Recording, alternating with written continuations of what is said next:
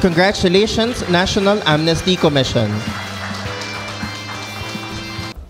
Marami na po tayong pinagdaanan bilang isang bansa. Sa mahabang kasaysayan ng ating bayan, ilang beses na rin tayong nakipaglaban sa mga dayuhang mananakop. Ngunit ang isa sa pinakamalungkot na yugto sa ating kasaysayan ay ang labanan ng Pilipino laban sa kapwa Pilipino. May ilan sa ating mga kapatid, mga kapwa Pilipino, na dahil sa adhikaing pinaglalabanan, ang napilitan tahakin ang landas na taliwas sa batas na ang layunin ay sila'y protektahan at ipagtanggol. Kaya ngayong araw na ito, muli natin pinatatayunan ang mga na mas mangingibabaw ang pagkakaisang lahi.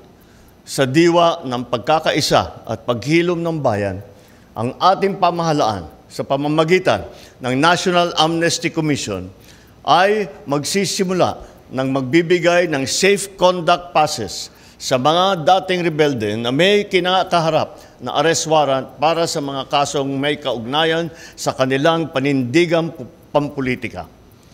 Ang mga safe conduct passes na ito ay hindi lamang magbibigay ng proteksyon sa mga aplikante ng amnestiya laban sa pagka-aresto, pagkakulong at pag-uusig. Higit sa lahat, ito ay isang paanyaya sa lahat ng rebelde na ihinto ang armadong pakikibaka. Ito ay isang bagong pahina upang makapagsimula muli. Isang tabi ang pansariling interes at makiisa sa pagtataguyod sa kaunlaran ng ating bayan. Ang paglagda natin ngayon ng Memorandum Order ay patunay na handa ang inyong pamahalaan na mag-abot ng kamay sa sino mang nagnanais magbalik loob sa batas ng ating lipunan. Alam natin na marami ang nagnanais na mamuhay ng mapayapa at maayos sa batas. Ngunit ang mga kasong naisampalaban sa kanila ay nagiging balakid sa kanilang pagbabago. Marami ang may pag-aalinlangan, umuwi sa kanilang mga tahanan at patuloy na nangungulila sa kanilang mga pamilya.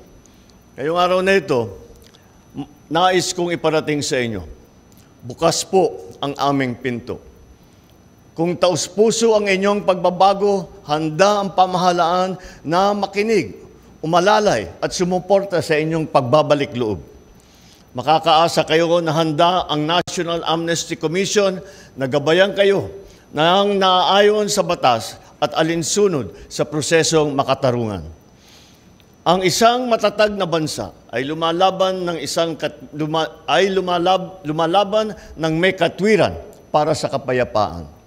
Inaasahan ko ang National Amnesty Commission, ang Office of the Presidential Advisor for Peace, Reconciliation and Unity at ang sandatahang lakas ng Pilipinas, ang pambansang kapulisan at ang lahat ng ahensya ng pamahalaan na patuloy ninyong gagampanan ang inyong mga tungkulin na tapat sa larangan ng adhikaing pangkapayapaan.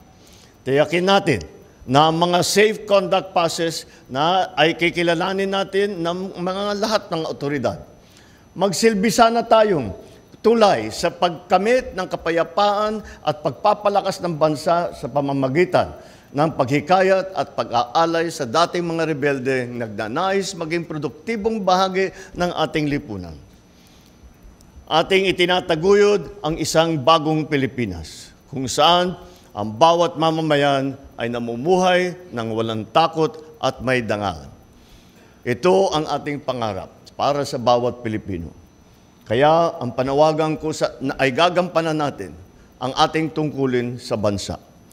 Tulong-tulong tayong itaguyod ang isang bayang nagkakaisa at nagtutulungan sa pag-angat ng bawat Pilipino. Nawat isabuhay natin ang diwa ng pagiging bagong Pilipino. Disiplinado, mahusay, at may pagmamahal sa bayan. Piliin natin ang tamang patungo sa isang mapayapa at maunlad na kinabukasan para sa ating mga anak at sa buong sambayan ng Pilipino. Maraming salamat at mabuhay ang bagong Pilipinas.